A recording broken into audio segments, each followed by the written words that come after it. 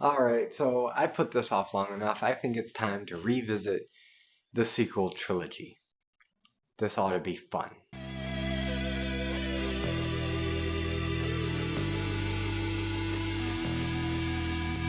Star Wars Episode 7, The Force Awakens. Now, The Force Awakens came out in 2015, 10 years ago now. So let's all take a trip back to 2015, a much more optimistic time when George Lucas just sold Star Wars and all of Lucasfilm to Disney for an obscene amount of money, and then they said they're gonna make new Star Wars movies, a whole new trilogy of Star Wars movies and spin-offs. And I vividly remember when this happened. I was in high school, huge Star Wars fan, obsessed with the original trilogy, liked the prequels for what they were, although at that age I started to realize some more of the flaws in the prequels. And when Disney said that they're going to start producing new Star Wars content, I was hyped. All the internet was hyped because finally we're in a situation where Star Wars is now out of George Lucas's hands, because the prequels were very much in his hands and those didn't work out as well as we had all hoped. And this was also around the same time when the Marvel Cinematic Universe was in full swing. The MCU is in a bit of a rough patch now, but back then they were just hitting home run after home run. Every time a Marvel movie was coming out, it was the big box office draw of that year for a lot of people, including myself. And on top of that, they brought in J.J. Abrams to direct this one, a man who had just killed it with his take on Star Trek just a few years earlier. Someone who, while he was making those movies, admitted that he's not the biggest Star Trek fan, but he has respect for the franchise. But the franchise that he really is a fan of is Star Wars. So all his fans were really looking forward to this movie, and when it came out, it was a big success. Everybody, for the most part, really liked The Force Awakens. Now, the movie has its problems, and some of those problems were evident at the time. I'm not trying to revise the past on this. But overall, the reception was positive, and that positive reception lasted really until the next movie came out, and then people started to get really divisive, and they started looking back on this one and felt lied to, particularly in giving up or abandoning a lot of the setup that was in The Force Awakens. The first thing you need to know about The Force Awakens is it is 100% a set-up movie. It's a movie that sets the stage kind of in the same way The Phantom Menace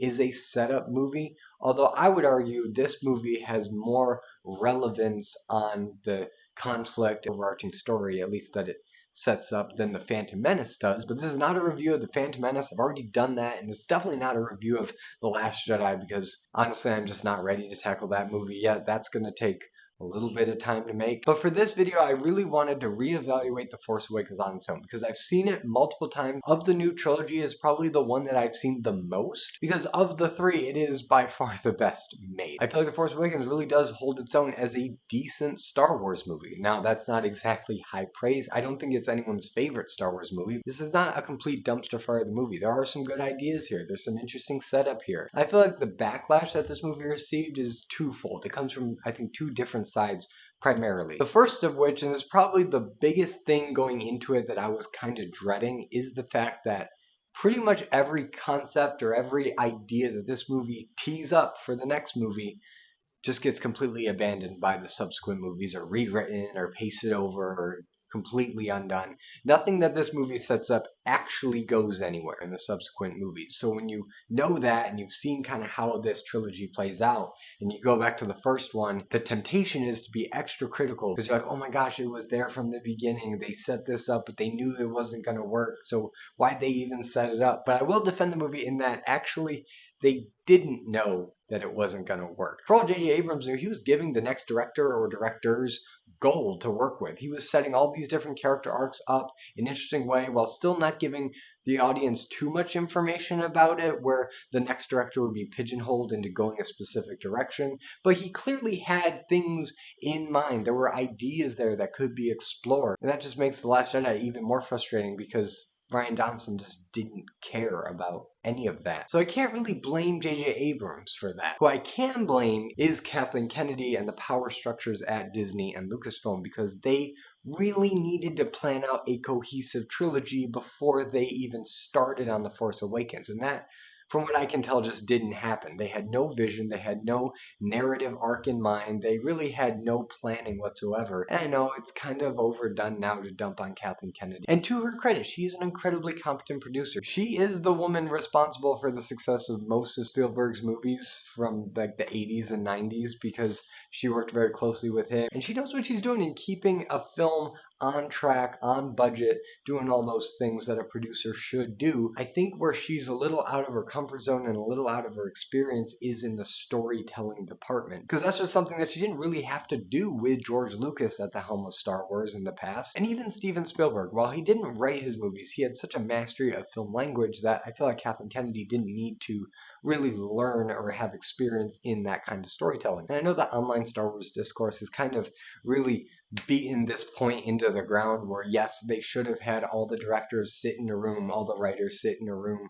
all the head creatives sit in a room and hash out a plan for the trilogy before anything started. And yeah, it's not an original take to say this, but it is true. That is clearly how this should have gone, and it just didn't. And now we have three very disjointed films. But the other criticism that often gets levied at the feet of The Force Awakens is that it's too much like A New Hope. I feel like this criticism does hold more water than the first, because at a cursory glance, the plot is basically A New Hope. You have the First Order against the Resistance, like how you had the Empire versus the Rebellion. It's more or less the same cat and mouse game, although in this movie, the politics of this world and how it works with the Resistance and the New Republic and the First Order is very vague and not really well defined, and kind of contradictory at some points. So yes, that is a criticism against the movie. I feel like the way they realize the Resistance in particular, I feel like the First Order makes enough sense. They're this remnant of the Empire that's kind of floating out in space. It's unclear how much power they actually have in this movie, but at the same time, I feel like that doesn't need to be explained in this movie. You can explain that in subsequent movies. But what does need to be explained is the Resistance, people that were actually following your good guys. You kind of need to know how that works, and that's the part that's kind of contradictory. I don't really like how they handled that. And I'm sure there's a book or novelization or something out there somewhere that explains everything. But if you're just a casual fan, you shouldn't really need that to just understand the basic premise of the story. You didn't need any novelization to understand the first Star Wars. But here it doesn't really make sense why the Resistance is kind of a separate entity than the Republic. The Republic straight up gets destroyed in this movie, kind of like the Alderaan scene in A New Hope. Again, borrowing a lot from A New Hope, but where Alderaan was just an innocent planet, more or less. Here, the Republic being destroyed is a straight up political power move for the First Order, because you are straight up obliterating the political opposition to your faction.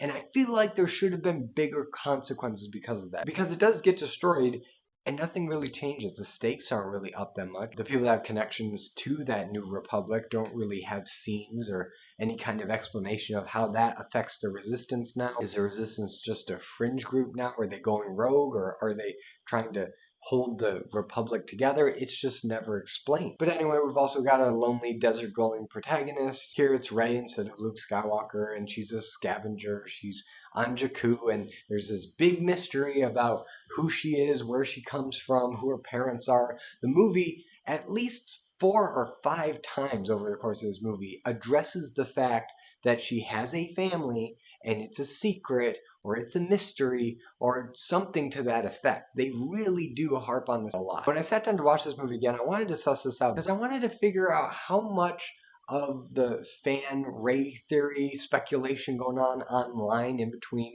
Force Awakens and The Last Jedi was actually warranted by the film asking those questions, and how much of it was just fans being fans and speculating and just kind of going too far with their own theories where nothing would be satisfying. And revisiting this movie, I can't exactly blame the fans for speculating, because the movie brings this up multiple times to multiple different characters in multiple different scenes of the movie, that yeah, Rey has parents and she's force sensitive, and maybe this is significant, maybe there's a connection here. So you can't really be upset at fans for speculating when you lean this hard into the mystery aspect, which just makes the latter movies even more disappointing when it is revealed in a very roundabout way who she's related to, and I don't even want to go there. But disregarding all those movies, it is still kind of a fun mystery, and when you're watching it, you are thinking, oh, who are her parents? And if you do keep those other movies out of your head, it is fun to go back and kind of speculate as to,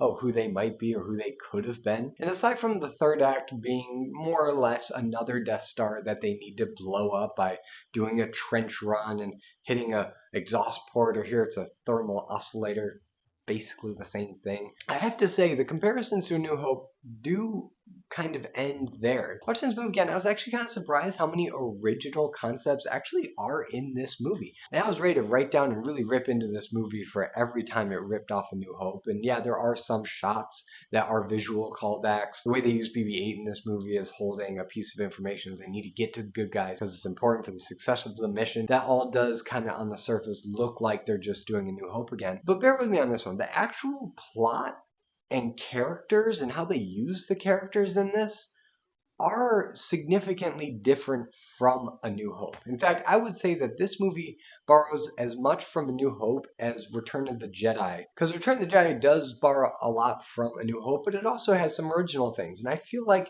this movie has some really original things that they set up that could have been expanded on to make it even more original later. Take Finn, for example. He's a stormtrooper that defected from the First Order in his first mission, and now he's on the run. He's a fugitive. This is a new concept to Star Wars. We haven't really seen this before. Stormtroopers, the faceless bad guys that we see our heroes shoot and kill countless times over the franchise, that we have no sympathy for, all of a sudden becomes a main character in your franchise. And Finn, played by John Boyega, is by far his most interesting in this movie. You could make an argument that this is Finn's story. Now, somewhere around the middle, it kind of gets hijacked by Rey's story. So yeah, there is some issues narratively with that. But I feel like the journey he goes on from defecting soldier to resistance fighter is an interesting one and something new to Star Wars that we haven't seen. Even Poe Dameron, while we've seen hotshot pilots in Star Wars already that are just really good at flying around shooting things, Oscar Isaacs as Poe Dameron is endlessly entertaining here, and I really wish he had more screen time because he's also at his best. That first sequence when Finn and Poe escape is so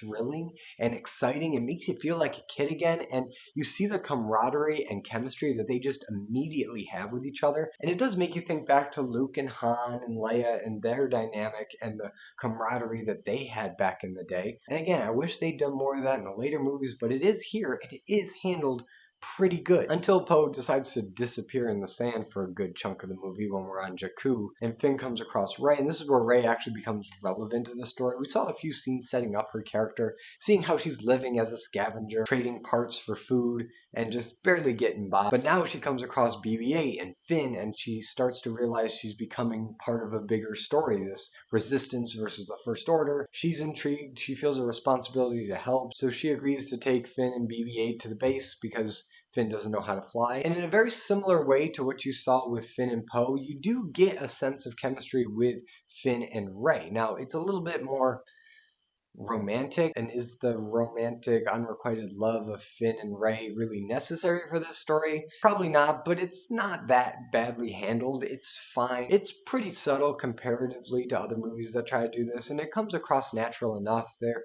interested by each other because they come from such different worlds, and Finn's looking for a fresh start. Rey is having her eyes open to other aspects of the galaxy for the first time. So these scenes do work, and the whole first half of this movie, I'd say right up until they reach Maz Kanata's place, you're introduced to a bunch of new characters and a couple of returning characters like Han Solo and Chewie. Harrison Ford showed up to work in this movie. He delivers a fantastic Han Solo performance. I was impressed with his performance the first time I saw it, but even now watching it again, I am just so impressed with how easily he was able to slip back into the Han Solo mannerisms and attitude, and he just feels so at home in this, even though everyone knows by now it's a role that he despised and there's a reason why he's not really in the other movies. This was kind of his last big Star Wars role, and we'll get to that. But when they get to Maz Kanata's place, and they're starting to kind of go their separate ways a little bit, or at least it looks that way, until the First Order shows up and all hell breaks loose, and they need to scramble to get away. The Resistance shows up for backup. It's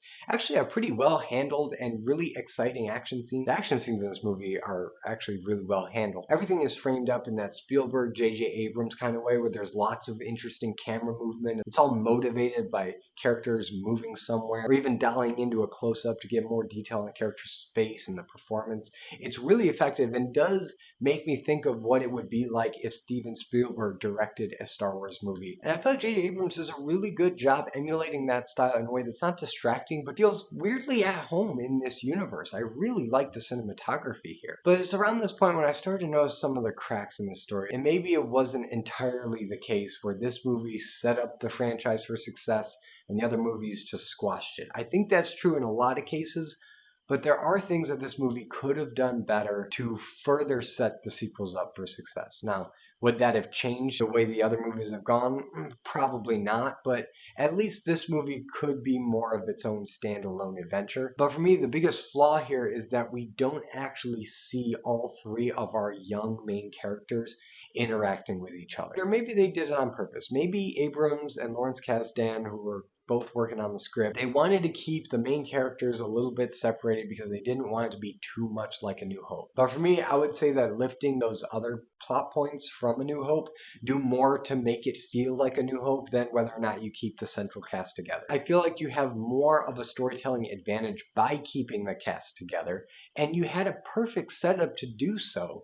And for some reason, they wrote around it in a kind of forced way. And that's when Poe disappears and is presumed dead after the TIE fighter crashes on Jakku, and he doesn't show up in the movie again until that scene at Maz Kanata's where you see him leading a squadron of X-Wing fighters blowing up First Order TIE fighters. Because that intro of the X-Wing fighters going in to just mess up TIE fighters, and you see that long tracking shot of Poe blowing ships up. It does two things really well. One, it actually shows that he's a really solid pilot instead of the movie just telling us he is. And also, it's just a really cool and memorable scene to cap off your action scene with. Because the best Star Wars movies have this. There's a lot of quick action, and then there's that one shot or that one aspect of the action scene that just sticks with you for the rest of your life. And for me, Poe shooting down 10 TIE fighters in a row is the Force Awakens version of that. But on the other hand, wouldn't it have been much better to have Poe interacting with Finn and with Rey on Jakku, and then have all three of them make a unified stand against the First Order at this midpoint at Maz Kanata's? It would have been different for sure, but I feel like the storytelling potential is so much stronger there, where you get a sense of camaraderie with all of them, and you have this young team together, and they actually like each other. Sure, they might bicker and have differences like great scripts have, but this way, going into the next movies, you at least have characters that have met each other, that have interacted with each other, that have grown fond of each other as they're being introduced to the Resistance and the escalating fight against the First Order. But after all that goes down, they're reunited with General Leia, which it's always great to see Carrie Fisher. She, like Harrison Ford, is giving a great performance, feels right at home. And it's around this time when you're starting to put together who Kylo Ren is. We still have no idea who Rey is. Rey gets captured by Kylo Ren in the process of this battle, and Kylo Ren's real name is Ben Solo. He's the son of Han Solo. He was being trained by Luke at this new Jedi temple, but Kylo Ren turned against Luke and everything got destroyed. Luke went into exile, and now he's been corrupted by this other guy named Snoke, who we don't know a lot about. But Kylo Ren is basically our Darth Vader of this movie, except he's not. And I feel like when people just constantly compare this movie to A New Hope, they're kind of missing the point, because I think what J.J. Abrams was trying to do with this movie is remind people about A New Hope, but then do things differently, have different characters that definitely pull inspiration, but the actual way that they work in their role is significantly different than whatever they're referencing. The way that Rey, for example, works in this movie is different than how Luke worked. Luke was dying to get off his homeworld. Rey feels an obligation to return to her homeworld because her family is gonna pick her up someday. And it's not until she starts experimenting with the Force when she feels a kinship or responsibility to find Luke Skywalker by the end of this movie. So the journey is very different. She doesn't have a elderly mentor figure like Luke had in Obi-Wan. Sure, you might count Han Solo as that, but for me personally, I always felt like Han Solo spent more time mentoring Finn than he did Rey. Finn and Han Solo had a few more heart-to-heart conversations in this movie than Rey did. I feel like that is something they could have played up more. I feel like Finn's character really got underserved by this trilogy as a whole, and looking back, I wish that they had done more to set him up for success in this movie. But going back to Kylo Ren, yeah, he does have a passing resemblance to Darth Vader. He is the grandson of Darth Vader, after all. But he is not Darth Vader. He is a Darth Vader wannabe, and the movie addresses this on multiple counts. He's not a fully realized Sith Lord like Darth Vader was in A New Hope. He's still an apprentice. He's still learning. He has an arc to go. That's made very clear. And again, the arc kind of gets botched later, but that's not this movie's fault. This is basically if you have Darth Vader, but with about maybe a quarter of the training, quarter of the experience, a bit younger than when he actually converted to Darth Vader. And for a lot of this movie is uncertain about where his allegiances really lie. He puts on a big front about being fully committed to Snoke and the First Order, but behind his eyes, Adam Driver does a really good job at giving you some sympathy towards him, to make you believe what Leia says when she says that there's still some good in him. And during that fantastic scene on the catwalk in Starkiller Base, it's arguably my favorite scene. It's a scene where Han Solo dies, spoiler alert. That scene is handled just perfectly from a character standpoint, an acting standpoint. The shot composition is gorgeous. The lighting is so symbolic as it goes from blue to red as Kylo really leans into that Sith energy and then ignites his lightsaber, killing his dad. And this is the point where he goes from being, okay, maybe he's a little misguided, maybe there's still some good in him, where now he's made a choice. He is going down the Darth Vader route. He's committed. He's killed his father. And now the question is an open one, where is he redeemable?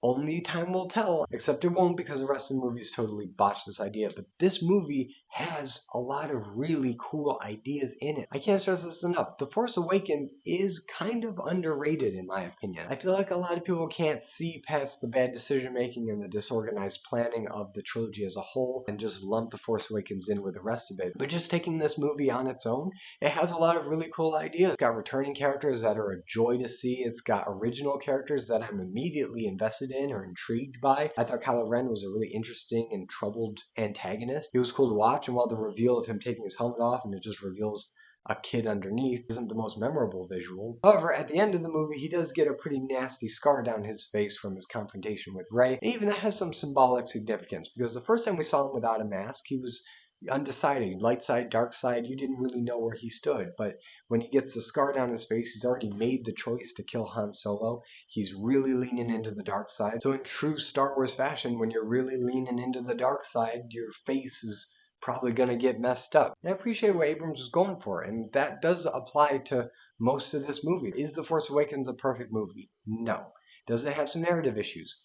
Yeah. Are there some things I would tweak? Yeah. Maybe borrow a little bit less visually from A New Hope, just to be on the safe side. Maybe keep the whole team together to have more camaraderie and character moments with each other. Maybe make a decision earlier on as to how much of the Force Rey is able to tap into in her untrained state, because Rey, unlike Luke in A New Hope, has no Force-sensitive mentor figure in this movie. Han Solo can't really use the Force. She meets Leia towards the end of the movie after she's already used the Force a couple times, so that doesn't really work. So either give her some kind of mentor or explanation why she knows certain things about the Force, so we as the audience aren't confused as to how she knows how to do all this. Or maybe she's using the Force in ways that are more subtextual, that when we look back, we're like, oh, maybe she was tapping into the Force there, and it just appeared like she was lucky, or a certain thing went a certain way, and maybe it was an accident, or maybe it was faulty machinery or something. There's 100 different ways they could have done it, and it's a little sloppy how